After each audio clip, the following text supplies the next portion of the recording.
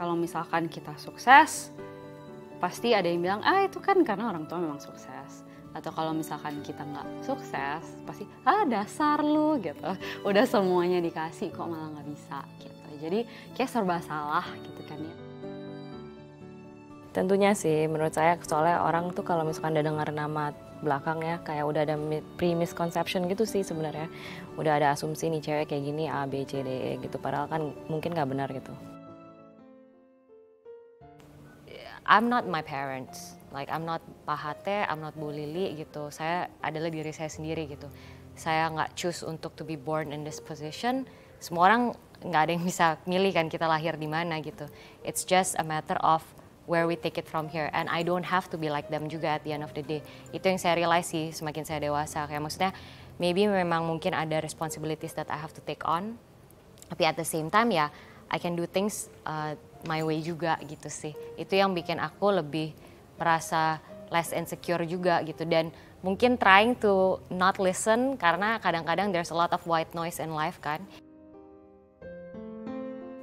Kayaknya capek deh kalau misalkan mikirnya tuh pengen buktiin diri ke orang-orang gitu. Capek banget gitu. Karena menurut aku semua orang memiliki porsi beda-beda gitu ya. Karena kita semua diberi bukan cuma kesempatan tapi juga different strengths, different gifts. Lebih penting untuk membuktikan diri untuk diri sendiri gitu.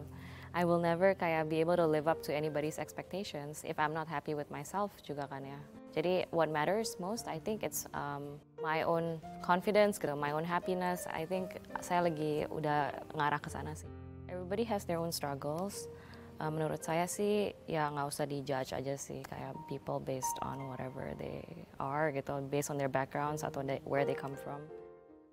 Ya, kami persilakan Ibu Valencia Tanusudibyo selaku Managing Director of GTV dan RCTI Plus. Ada titik di mana saya berasa saya lost my freedom.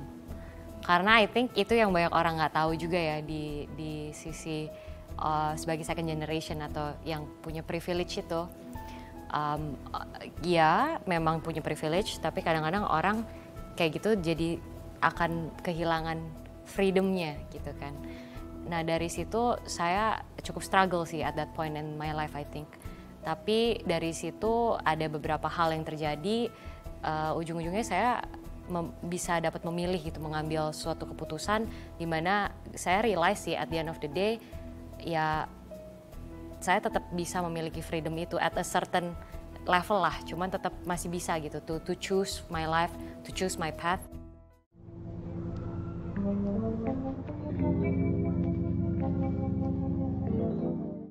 Mungkin titik terendah adalah ketika aku kuliah di luar negeri actually, karena pada saat itu pertama kali aku jauh dari keluarga. Itu pertama kali yang kayak mulai mikirin gitu, aduh apa sih artinya hidup gitu, ya ampun anak umur 16 kok mikirnya gitu ya. Pada saat itu sedang mengalami yang namanya krisis eksistensial yang mulai mikirin tentang ya dari dunia akhirat sampai sekarang ini ngapain gitu kan. Jadi dan pada saat itu yang sebelumnya aku tuh karena aku tuh buku suka belajar selalu juara gitu ya, itu masa dimana aku pertama kali mulai fail gitu kelas-kelas aku karena kayak otak itu nggak ada di bumi gitu, kayak nggak menapak bumi gitu. Sehat, diberkati Tuhan. Thank you for being such a blessing. Thank you. Disayang Tuhan.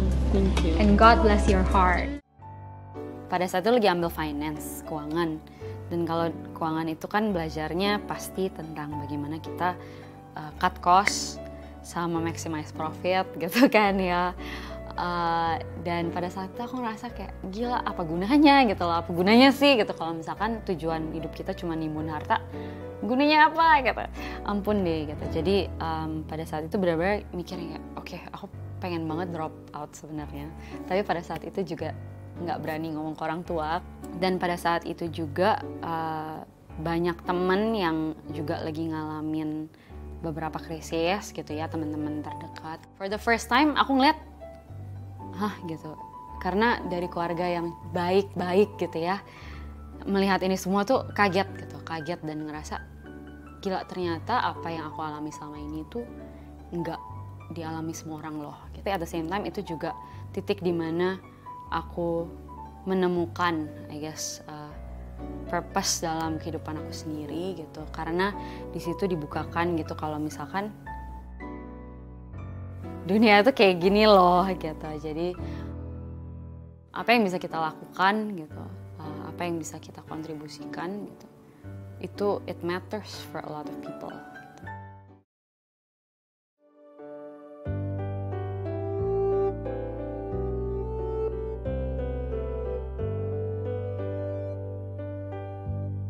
Saya dulu mungkin cita-citanya menjadi apa ya? Nggak ingat sih saya. Tapi emang sudah tahu sih akan eventually masuk ke family business gitu. Jadi ya bisnis sih dari dulu. Soalnya kan jurusan saya juga finance sama media. Jadi emang udah diarahkan ke sana sih dari kecil.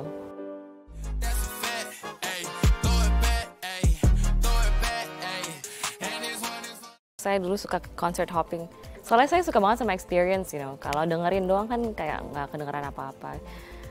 Mendingan ke konser daripada ke bar atau apa gitu. Soalnya konser tuh experience kan, bener-bener kayak ada crowd, terus live music. Gara-gara di dalam bidang produksi juga saya harus lebih interest sama movies kan, sama film gitu. Jadi emang lately lagi sering nonton sih. Itu kan emang part of my job. Saya orangnya lumayan kreatif. Saya suka fashion gitu ya.